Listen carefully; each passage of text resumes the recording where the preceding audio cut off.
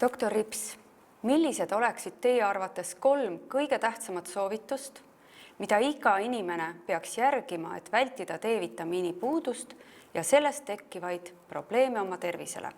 Põhimõtteliselt esimene asi on vaja selgeks teha, ehk siis see, kuhu gruppi inimene kuulub, et kui suur on tema vajadus, ehk aru saada, kui hea või halb on tema loomulik D-vitamiini seisund, ehk tuleb ära määrata oma D-vitamiin.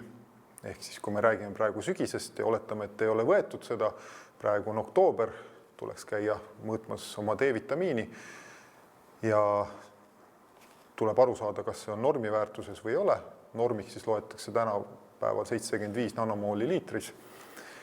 Ehk kui on alla selle, siis tuleks hakata võtma, kui on tegemist täiskasvanud inimesega, siis on teine soovitus alustada D-vitamiini võtmist, kui on see alla 75 nanomooli liitris.